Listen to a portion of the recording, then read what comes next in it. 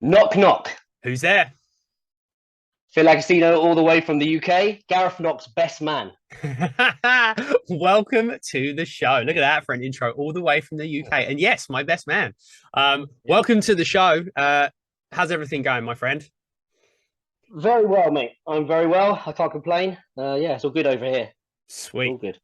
Well, everyone tuning in, thank you for being here. We're going to have an incredible chat about so many things, but let me give you a little bit of a backstory because this is important. As you heard, Phil was my best man, one of my longest friends, 3 decades probably. I'd imagine 2.5 decades of Mm. working together, and I'll tell a funny story and then I'll break it down a bit. But just recently, we had a phone call. We were talking about business, and Phil did an incredible job of helping me with some ideas and kind of guiding me through some stuff and giving me a bit of mentoring, which was awesome.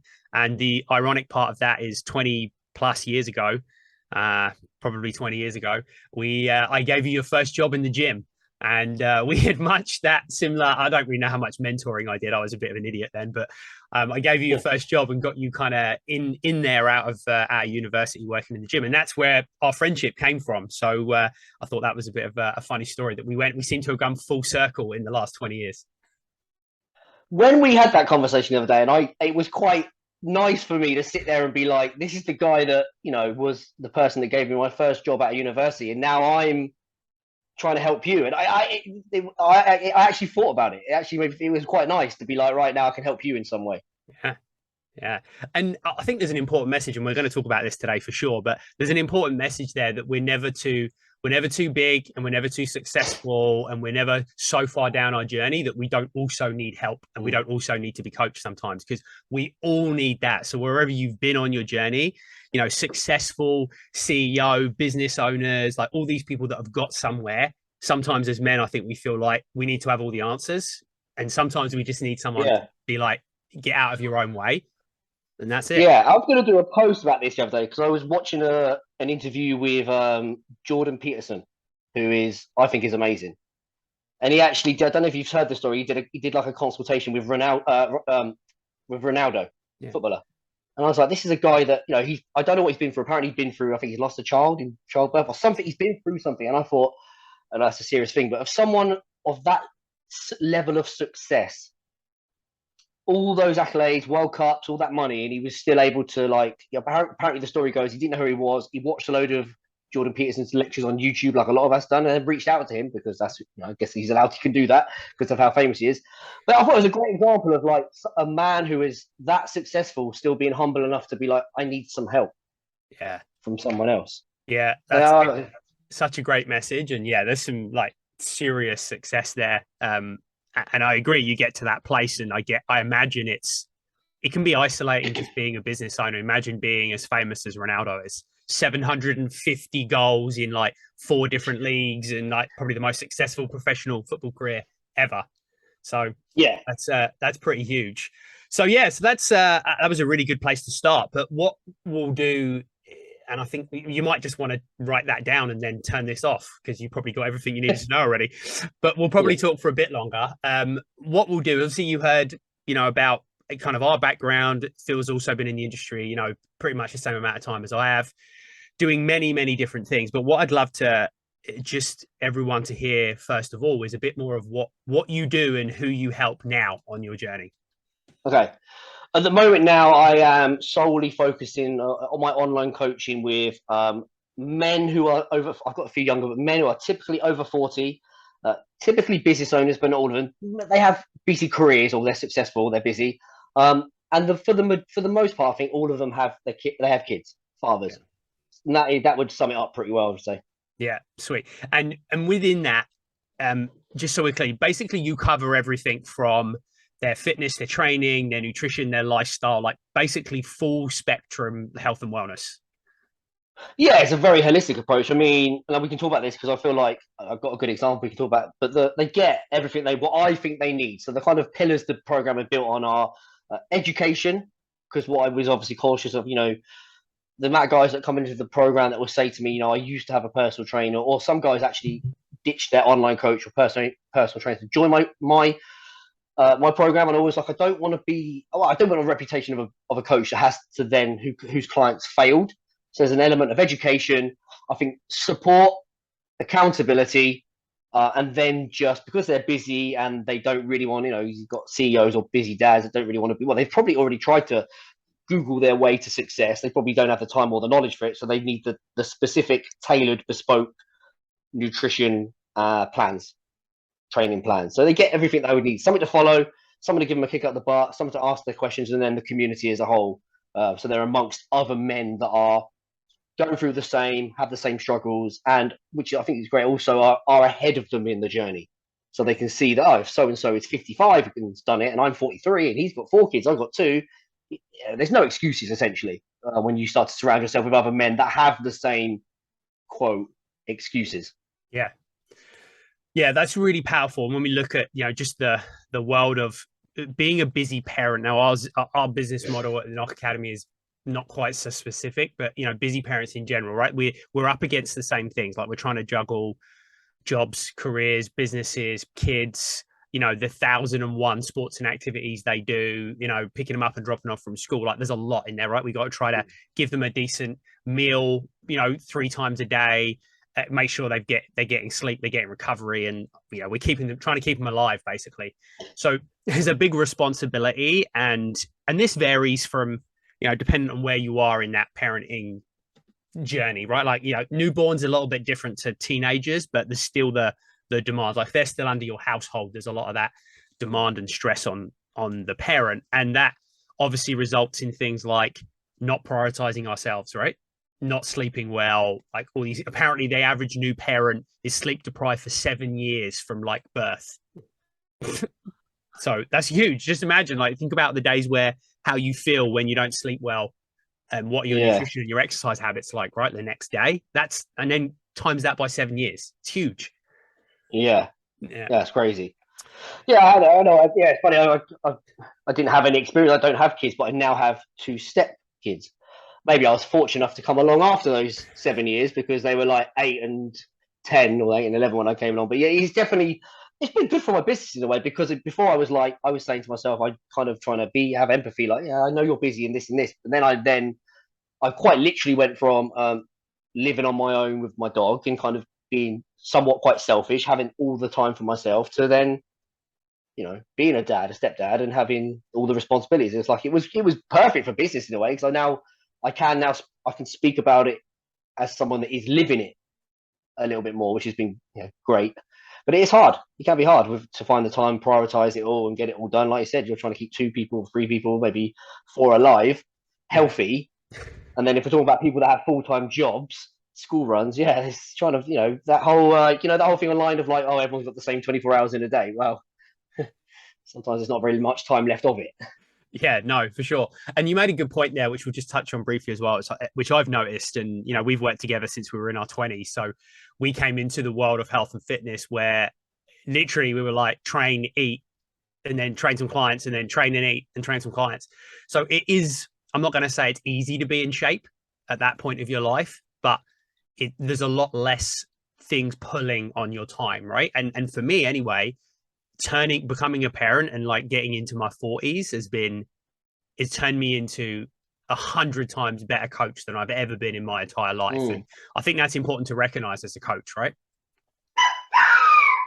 I mean, the puppy that we have at our house, we have 3 dogs and 3 cats. It's mental. But you're right. No, this is and one of the things I kind of have as my kind of marketing message is, and what a lot of the guys that book sales calls with me and come to my program are like, they like about my message is it resonates with them, because I'm not giving them the kind of man up and be hardcore and just eat your chicken. It's not kind of Instagrammable, like an Instagram message.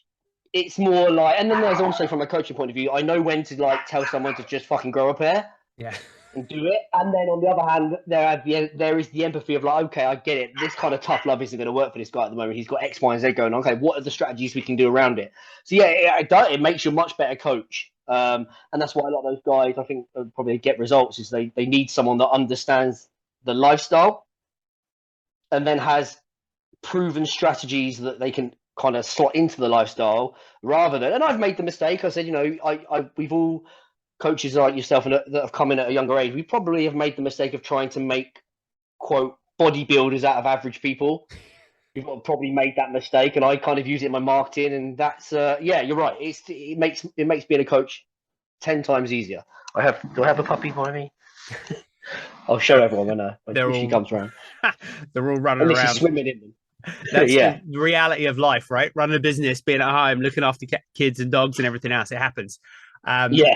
Yeah, no, that's huge. And we definitely do that. And I taught in nutrition coaching in the program that I studied.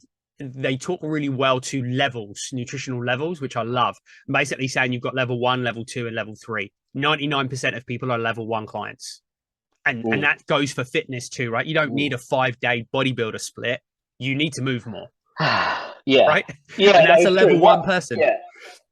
Yeah, they might never get past that. You know, a few might, you do get the guys that come in who are overweight dads, and then they do go on. I've got a few now that have come in, dad boards, no motivation, and now they've got 6-packs.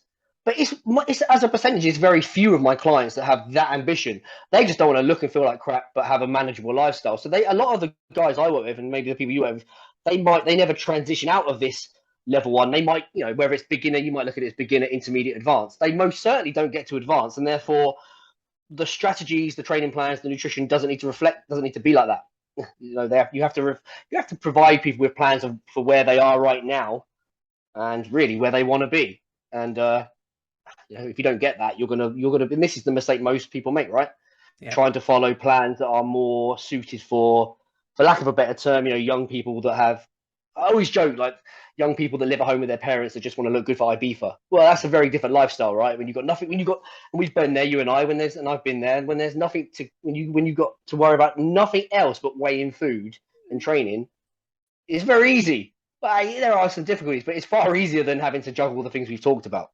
Yeah, well, yeah, and I think back, that's like a funny story to go back to many years ago at good old Loddon Valley Leisure Centre where we used to work, and being there and getting paid a salary to come to work, and then being able to train clients and teach classes on top of that, and have nothing but, I don't know, what did we pay for? Probably petrol and for our cars, and that was about it. So that's what we spent our time doing, and it's true, but we were able to sacrifice. We didn't have a lot of other things we had to sacrifice. We're like, we want to get shredded. So yeah, we can measure our food and stay strict to this plan and be 1% body fat. Great. But not, like you said, not most people are looking for that. And you said most people don't progress out of that level 1. So if you just need to move more and eat well and just make those little adjustments in your lifestyle, it can be very simple and less daunting than most people might perceive it to be from the outside. And let's be honest, a lot of this is habit forming. So it's a bit like if you've never studied physics, well, what you understand in the first few months is very hard. But when it becomes easy, you can go to the next level with less energy. So the person has hasn't got the motivation to exercise, feels busy, they're probably overweight, overworked, overstressed, very tired because of this. Giving them something that's easy to do. Well, if they then get to the point where they enjoy it, see results, have more energy, and it becomes a lifestyle, then you can then start to step things up a bit more from there. And that going by step becomes less of a change versus if you went straight to level 3 or level 4, if that makes sense. Like it's a progression. But you can only get there once somebody is like kind of automated or built those habits that are on the foundations essentially. And then you can have, I often have these conversations with clients. Where do we go from here? Like, and they might say, no, I'm really happy. This is fine. Let's just maintain and go into a muscle building phase. And then the odd client will be like, no, I can't believe I've ever achieved this. What more can I achieve? I want a 6-pack. And that's a conversation that you can have individually, because that conversation dictates the strategy. Where do we go from here? Yeah. And if that last 5 minutes didn't give anybody listening a clearer picture of why you should invest in coaching and not buy a meal plan off of a 20-year-old influencer off Instagram, nothing will. And that's not to listen. There's some great professionals out there that are young. So I'm not getting down on people that are young. You can learn a lot at a young age. And there's lots of very successful coaches. However, when you're able to look from the perspective that you just explained, you can offer somebody what they need, not a meal plan. Like I can write you a meal plan, but if there's no way that you're going to develop any skill to stick to that and do that and develop any habits for lifelong, right? For me, a meal plan is no different than Weight Watchers. Like you're going to go into a Yeah. program, it's going to have some effect at the beginning, but it's not going to teach you the sustainable skills you need. And then you're going to be in the same position you were in before you started. Well, there's also the meal plan needs to be adjusted. Yeah. So whether you look at it as meal plan, portion sizes, or caloric intake, what allows you to lose 20 pounds will not allow you to lose from 20 to 30. And what allows you to lose from 30 to 40, you know, let's say you've got 100 pounds to lose. I know it's quite extreme. I've had guys, I've had a few clients lose over 100 pounds in like a year or so. Well, the day one diet was far removed from what we finished with. And so was the training. But you could, so that's why when people message me and ask me for training plans and diet plans, I just don't sell them, because I'm like, it'd be a waste of your money and a waste of my time. I mean, for the time I'm going to put into it, the money you're going to pay me is going to be so irrelevant. What's the point? It's not. I also would prefer to be part. I like to be part of the journey as well, and the approach to the whole. Yeah, for sure. No, I get that, and that makes complete sense. So, what would be, when you look at your typical, and we're just going to use typical client, and there's going to be a variety, but we've kind of heard what that typical client is. What would you say are like let's say the top 3 struggles that they have with their health and fitness?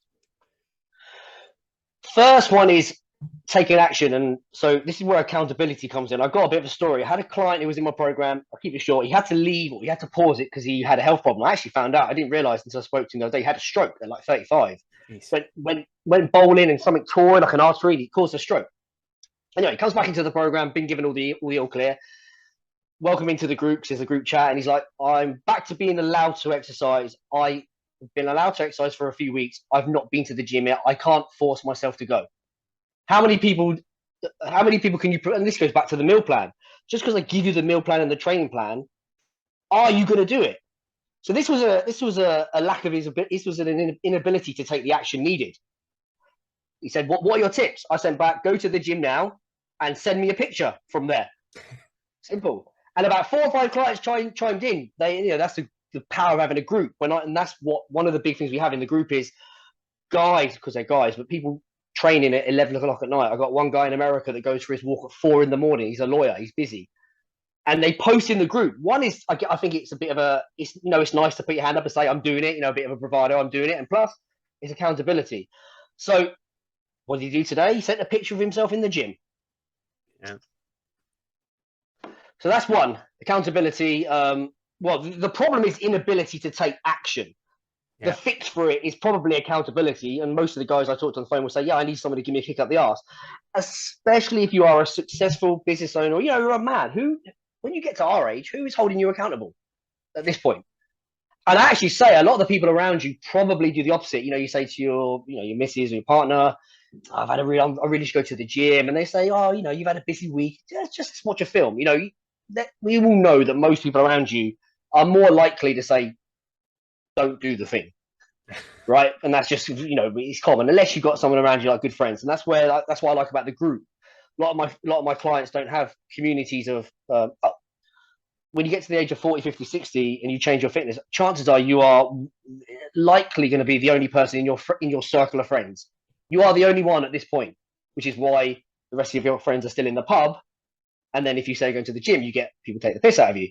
So, but you can't go as far as like a Gary V thing where he's like, get rid of all your friends, because that's not, you can't really do it.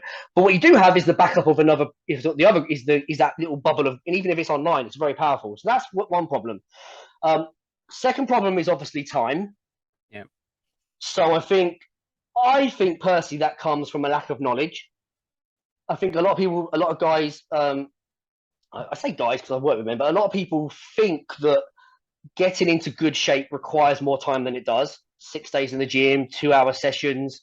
I mean, ironically, you and I know that if someone was, let's say someone's really overweight and they need to fix that for their health, you can lose weight without exercising. You cut calories, job done. That's 0 time. Yes, it takes time to prepare the foods, but in terms of exercise time, very little. So that's the second problem. Not enough time. And then I think this is quite a general one, but I think a large percentage of the people I work with are actually people that have lost some weight and then have got stuck, and then they come to ask for help, or they've lost weight many times in the past, got stuck, got frustrated. They have what I refer to as the F it, the fuck it moment. They go, what's the point? I I use the kind of analogy of like, let's say you went to work for 3 or 4 months and then you didn't get paid. At some point, you're going to go, like, I've done X amount of work, I didn't get the return on the time, right? And a lot of, so it's funny because I think when people think of men or women or people that are overweight, they kind of assume a stereotypical view of someone. They're lazy, they're ill-disciplined, they eat badly. Not all the time. I got a guy that came to me. He's now lost 20 kilos. He was training 5 times in the gym. He was averaging 20,000 steps a day. He could do it because he lives in the UK, but he works in Oman, so he goes away for 3 or 4 months. And he just was eating. He was eating too much of the. He was eating healthily, but eating too much of the right. Eating too much food. Yeah. So that is a lack of knowledge there, which you could say is a big problem for everyone. So that's kind of. I think those three things stand out to me. This is like an inability to take action, and a lack of time, and then a lack of hitting plateaus. Just getting to the point when you think I don't know what to do from here, and then being like, okay, sod it. Yeah, that's a very true place, and then it creates this. I actually just made I haven't posted it yet, but anyone listening will be able to go back on our Instagram and see it because it will be out by the time this is published.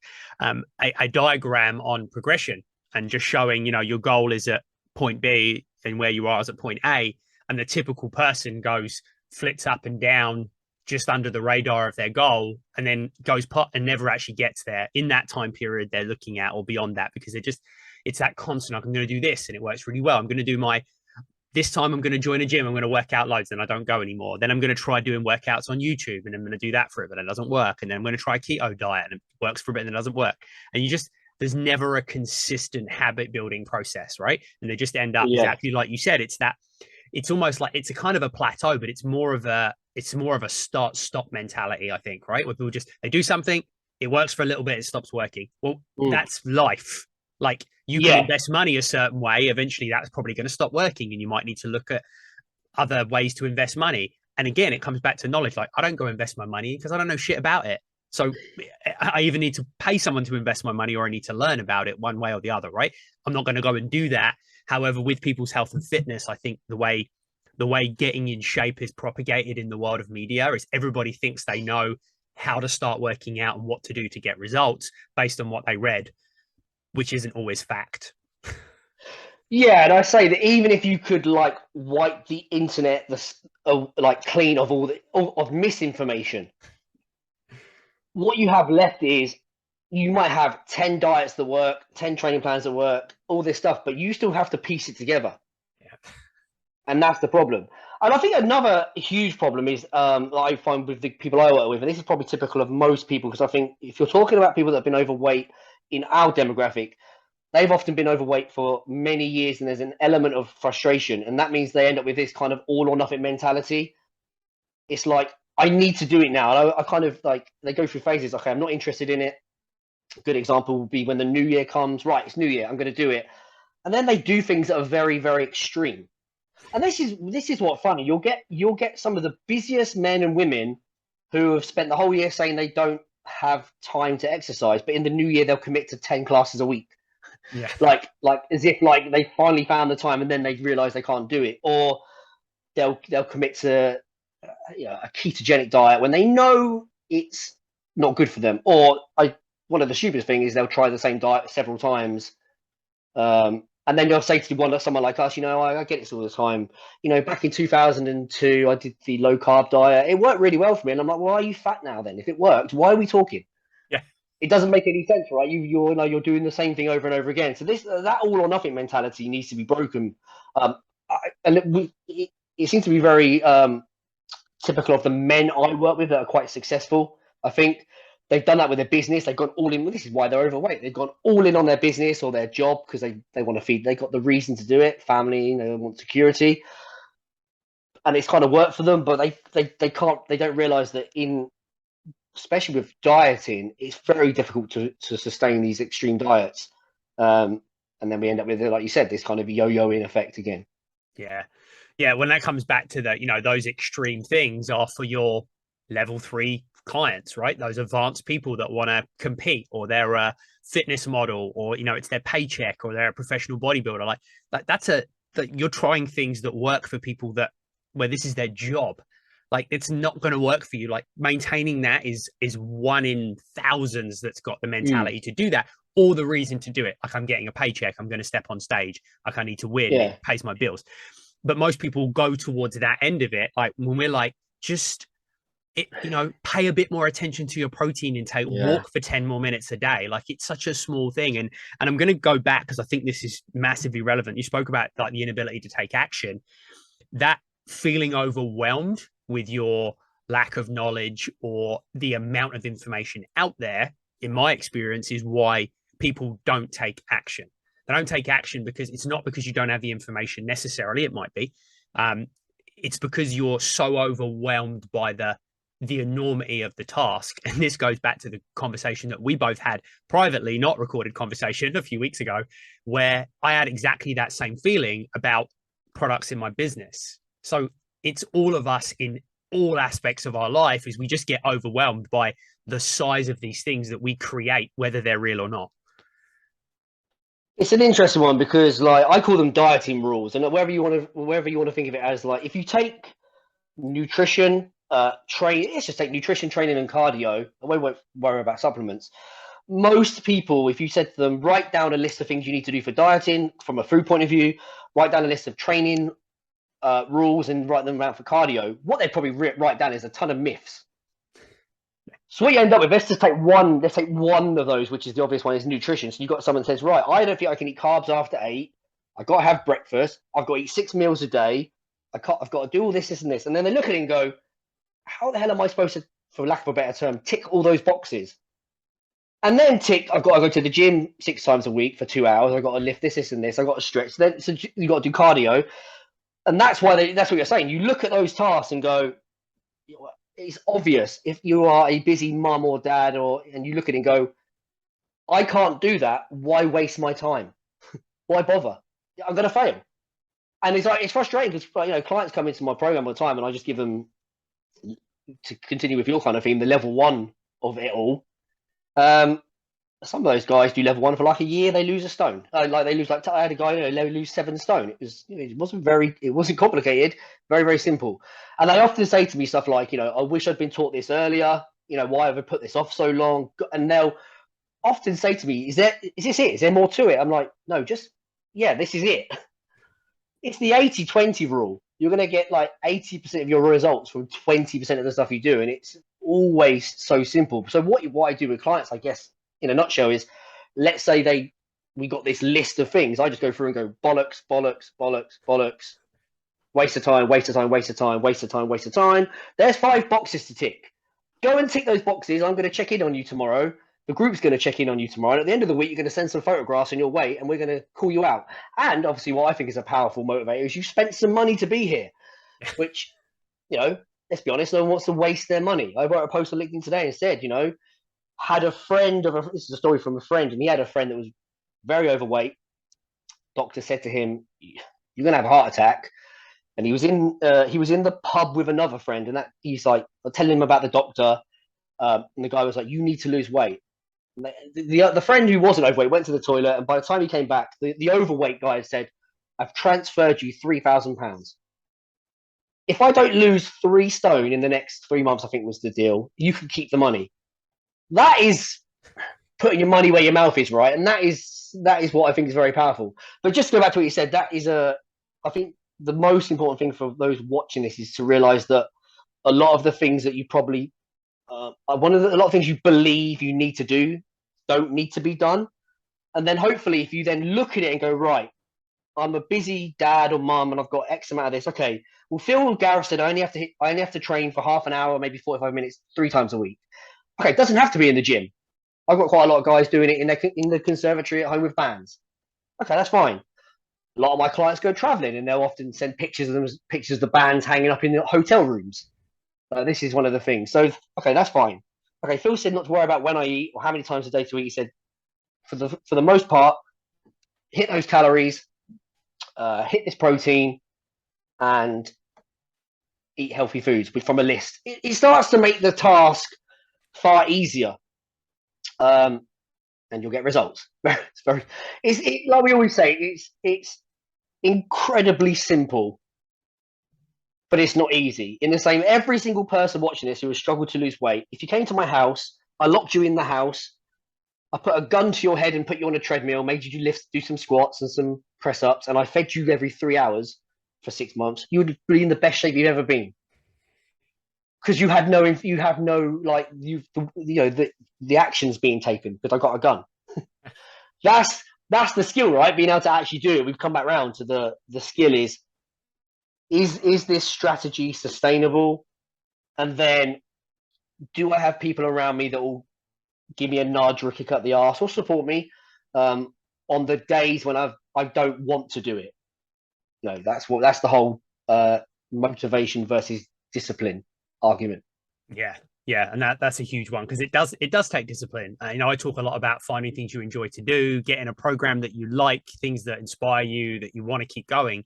But that doesn't mean you'll never have those days, right, where you feel like crap and you're like, I can't be asked. And I think as well, there's a fine line between having those days and saying and looking at why. I'm not motivated because I haven't hit my goal yet is not a good reason not to do it. Saying I just don't feel like it today because I slept for 3 hours and my kid's sick and I feel a bit under the weather, that's a totally different thing. So again, it's about education and saying this is a good reason to maybe not hit the gym today and go for a walk and then catch up on my workout later in the week. Not because, well, I want to lose, we'll use weight loss as an example because we've used it throughout, is I want to lose 3 stone and I'm not there yet after 2 months.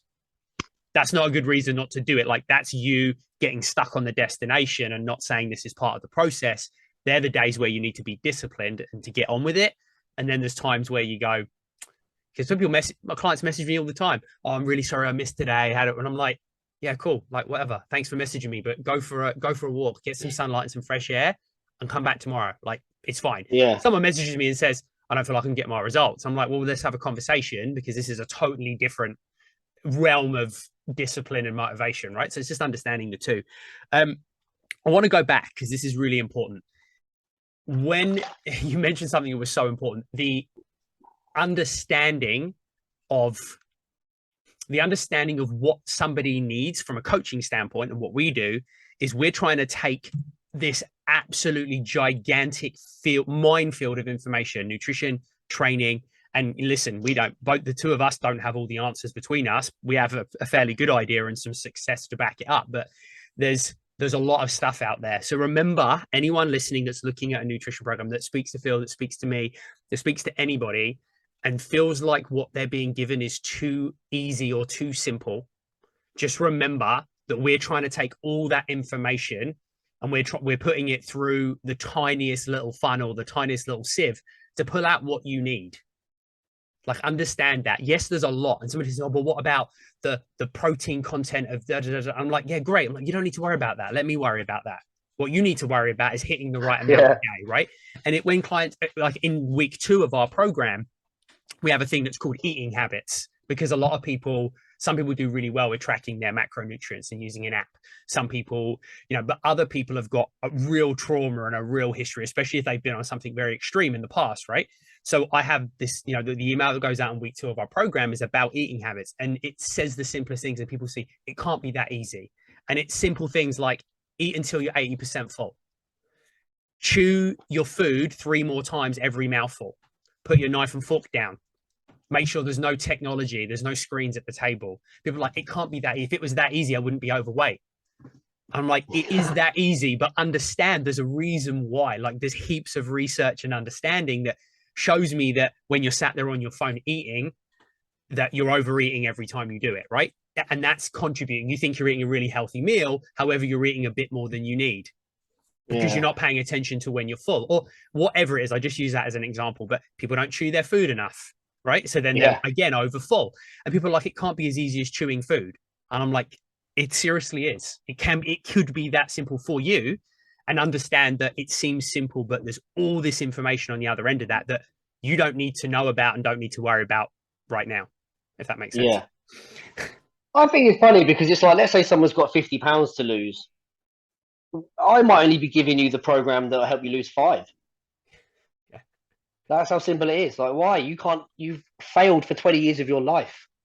let's not worry about carb cycling and these things. Let's, what can I do for you that's going to allow you to, because this is what typically happens is, and you'll see this with clients, they come in somewhat motivated. I think joining a program in of itself is motivating. I know when I joined programs for my business, it was like me saying to myself, right, because I've done my due diligence and I know I trust the person, I'm like, right, I'm finally going to get the answers I need here. And I'm excited about that. But there's still a bit of like, okay, I hope it works, you know? But what I find with most people I work with is there's a tipping point where the motivation increases, habits improve, and then it becomes easier for a while. Yeah. Well, that's what in my mind, I'm just trying to get you to that point. I've got a client I use a lot as a kind of poster child for my work, John McCulloch, who's like, I started working with him when he's 52, bit of a dad bod, you know, he lost a bit of weight. We joke he looked a bit squishy. Got a six pack for the first time in life. It took us about 6 months. And then in the time I've worked with him since then, we've put on about a stone of muscle. He's 58 now. And he looks better than 99% of men. And he did a testimonial for me once that I didn't ask for. And he put in it, and one of the things he said that stuck out for me, he said, getting these results is about consistency, and it's to some extent boring. It's so simple, it's boring. And that is so true it's funny because I've got some people I follow on Facebook who are entrepreneurs, and one of the things he said, someone posted recently, this guy's worth like, he sold like $30 million in like sales, coaching sales and stuff. It's a big time person online. He said, one of the things I did in the past was kind of move away from I chased the shiny object. I chased like fun, excitement, but those things took me away from what was working. And now I'm gone back to chasing boredom, because boredom was predictable and successful. And that is something and it's quite hard because you're trying to juggle we are working with people that don't have any inherent love for fitness sometimes. Like, I've done the same training plan for the last 4 years practically. And the fun that I get was, you know, my stiff leg deadlift started at 120 and now it's 240 kilos. It's a heavy, but a lot of people won't find that. So I don't know if you find this with people. You're trying to keep them on that boring path.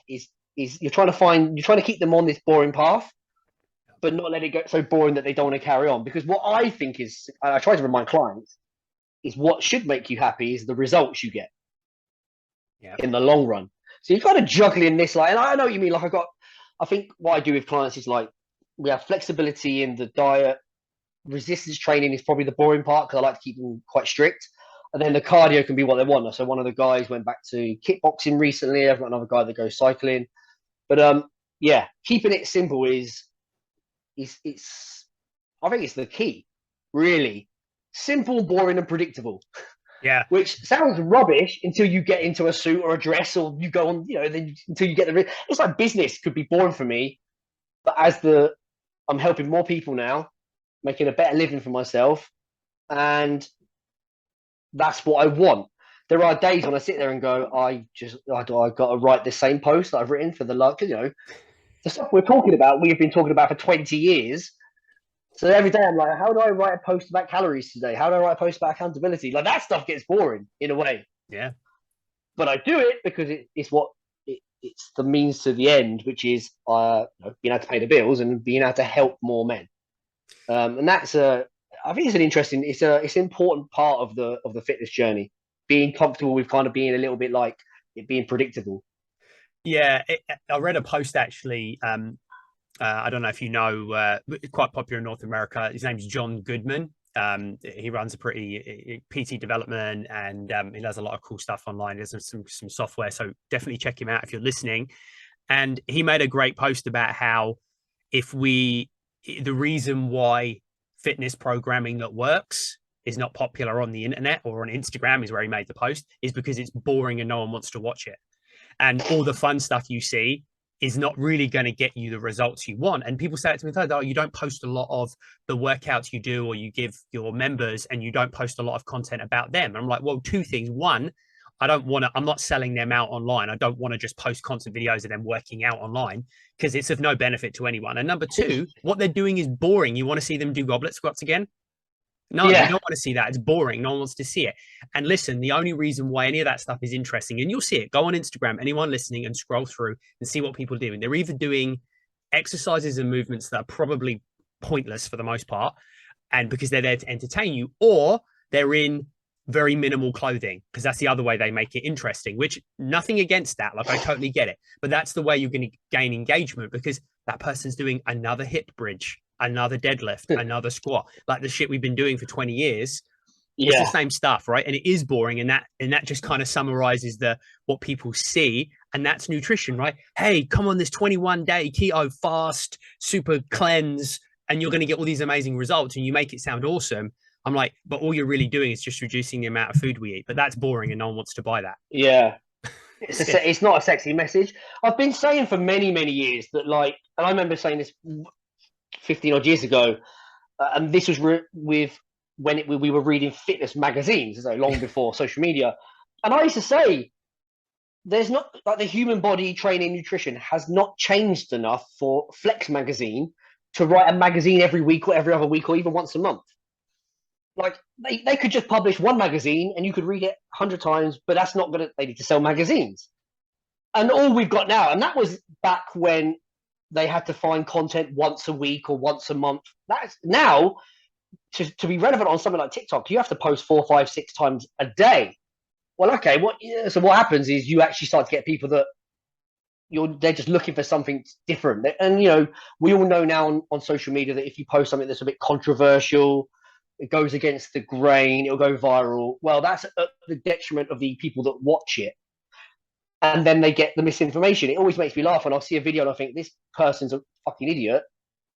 And then what makes me even more disheartened is I go into the comments and people are like, thank you for this. Thanks for this video. I'm going to try it. And I'm like, oh, it's like a double facepalm. Yeah. It's like, not only is this person had the audacity to post something that is, well, they might think it's true, but it's not true. Then you've got poor people that are following it and thanking them for it. And this is where we get, where the industry gets such a bad reputation. And that's where, you know, that's why it's hard for people like us to, I mean, I'm amazed that I can still post on LinkedIn 5 times a day. Yeah. It's like, you know, and I am, if you read the post, I am posting the same stuff every day with different anecdotes, different examples, different case studies. I might change a few words. Sometimes I write posts and I say to myself, you've written this post before, like in the almost, because, you know, you have habits of how you write. And I write, I go, you have written that sentence so many times. But that's because I've just got a core message that I want people to get. And we know that most people, from a marketing point of view, you have to say the same thing several times before people start to pay attention. Yeah, I would almost say, when you're looking at coaches, you're looking at programs, you're out there trying to gain knowledge on the internet, is look for the people that continue the same message all the time. And although it can be, you might not like the way they do it, you might not like whatever about it, is if they're posting something new and different. Hey, try this challenge. Hey, try that diet. Like, and it's different all the time. Pretty much guaranteed that person's not talking from a place of, like, you know, we'll use nutrition as an example. They're not talking from a place of like evidence-based nutritional science. Like, that's just something they've thought up to get your attention. And actually, someone that comes to mind who's very popular, love him or hate him, is James Smith. And, you know, it's a whole joke, right? Like, all he ever goes on about is calorie deficit, calorie deficit, calorie deficit. Yeah. Like, he's the most consistent person out there on social media, and the guy's like 1 million followers, because the message is never different. So you might not like the way he does it or the way he conducts himself on social media, because he gets some negative press for it, but his message is consistent all the time, which I love. And we can all strive to do that. This is the difference between principles versus tactics. And this is something I learned from a business point of view. It's like, I was taught from a, you know, with John, he's my mentor as well. Like, you know, to go to business, it's like, do you want to understand like funnels, or do you want to learn the tactic of just a Facebook ad?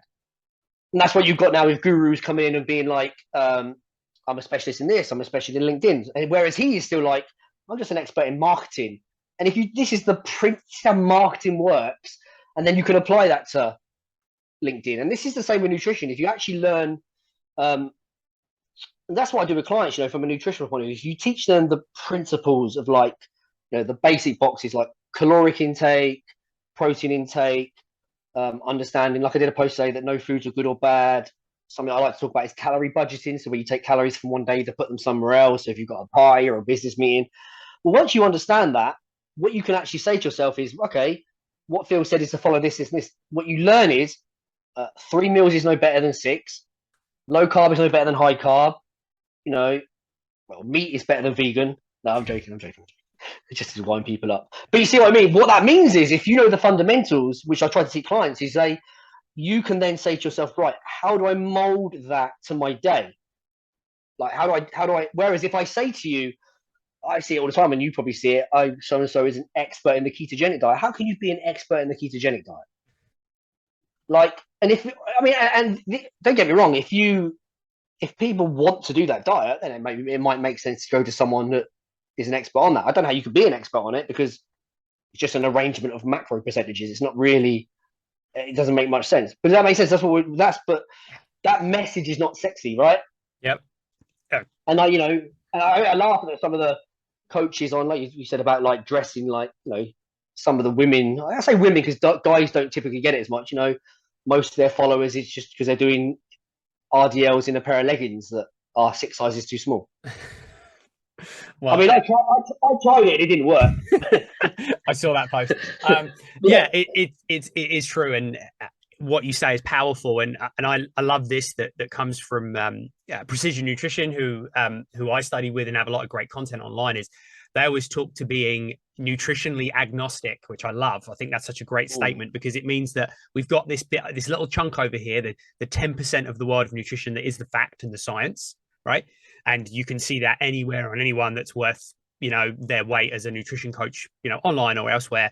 That 10% remains fact, and everything else is just there. And I always say to people, like, oh, well, I only want to eat like this, like I'm a vegan, or I don't, this or that. And I'm like, great. I'm like, yeah, you can come in the program. I'm like, I'm agnostic. I'm not going to try and make you eat a certain way. I'm going to give you the facts, and we're going to let you make your mind up as to how you're going to implement that into your day, because that's powerful and long lasting. So I love that. And I think that goes across movement as well. Resistance training, cardio, like there's some facts in there. And then the rest is really, you need to be agnostic as a coach and say, there's many ways to do it. We all have our own way. And most of the time they're taking us to results, most of the time, depending on who you talk to. Well, that's the not sexy thing of saying like there's no best diet. It's not. Whereas it's so much easier to sell like something that's kind of branded as like, I'm the keto king or whatever. Like it's. Oh, so there you go. Right. Many of those out there. Yes. All right. Listen. This has been incredible. We're going to start to wrap up, but before we do that, is there anything else you want to share? Anything else you might be a powerful message to end on? And also tell everyone out there who's listening, many of our members listen, they would benefit from some of your content. Anyone who's listening that thinks, hey, I'm a guy that's a powerful CEO and I want to be in that kind of program. Maybe someone that's not geared to what we sell at the Nock Academy might be a really suitable client to check out what you're doing. Where can they find you? Share with that too. Best places to find me, really, I guess my main place, I've got 3 places. LinkedIn. Are you going to put in the notes my name? Because it's, if you're going to put it there. So LinkedIn, I'm very active on LinkedIn, TikTok, and I've got a Facebook group called Body Transformations for Men Over 40, which I must admit, I don't care that much about. LinkedIn and TikTok are the place I really like. Final message, really. This is what I think people miss is when they fail, they give up. When you fail in life, you should use that as an opportunity to say, why did I fail? When your car breaks down, you don't scrap it. You say, what was broken in it? And you find someone that will fix it. So if you're somebody that has struggled to lose weight, and I say this, if you're someone that, especially a lot of people that I work with aren't lazy, not stereotypically, they're not the 600-pound person on TV that just lays in bed. They've tried, some people I've known people to follow diets for 6 months to a year that I couldn't follow for a week. And I'm like, I can't believe you did that. So these people do have discipline and they are committed and they are motivated, but they fail for some reason. And I think you're typically, it comes back to no support, no accountability, a lack of knowledge. And I would add to that, maybe not actually understanding the plan. So which would tie in with knowledge, because you may have a lot of knowledge, but you haven't been able to piece it together. Which pieces do I take from here? Audit yourself and say like, okay, in the last few times I've failed, why? It could be that you did a diet that didn't work. Crude example. The crude example I always use is if you said to me, Phil, you could be in the best shape of your life, but you have to follow a low carb diet and you have to go running at 5 a.m. I say, okay, I'll be fat. I don't care. Like there's so that would be that's the problem in that is the strategy. if you're somebody that doesn't have support and you've got someone, some of my guys go home and their wife, they got slim wives. My wife is, can eat what she wants practically and stay lean, and there's kids. And that was a big shock when I moved in, was there was more food around the house. So I was like, right, that, for those people, it may be a case of I need someone to hold me accountable. So the point I'm making is if you're failing, there's a reason why you're failing. If you can fix it, you will succeed. Or you can find a coach like us that will have hopefully the vision to see that, and you can fix it normally faster. That's my way of really saying, kind of stop giving up, Yeah. and find out why failure keeps coming. And the same as if I kept failing at university or at school or something. What's the reason? Do I need a better coach? Do I need someone to teach me it differently? Am I just not passionate about what I'm doing? There are a whole load of reasons why you probably failed. If you can pinpoint that, you'll have a better problem. You'll have a better idea of what to learn or change. I love it. Yeah, no failure feedback, right? And if we always take it as that, there's another solution out there. I love it. That's a great place to finish, and a really powerful message. I'll have all your links in the show notes. As always, I love our conversations. As everybody picked up, you're very to the point and frank with what you say, which I appreciate. And that goes back to the simplicity. And I just appreciate you and your support of everything we do, and me and our friendship. So Thank you for being on. The problem, the only thing I'll finish with, actually, something people might want to do is actually download a free copy of my book. Sweet. So if they go to philagostino.co.uk/book, proper 280 pages, covers everything, PubMed referenced, everything's in it. For those who may not be able to afford a coach or want a coach, it will answer a lot of questions. That book is, I always say, if everyone read it, I'd be out of a job. So I have read it, and it's worth your time. So I'll put a link to that as well in the show notes for everybody. Last thank you goes to everybody listening. Thank you for tuning in. I appreciate all these conversations. I hope you got something from it. Please share it with someone you love and care about. And if you have 30 seconds spare, leave us a review wherever you're listening today, because it helps get the message out to more people. That's it for today's episode, and we will catch you next week.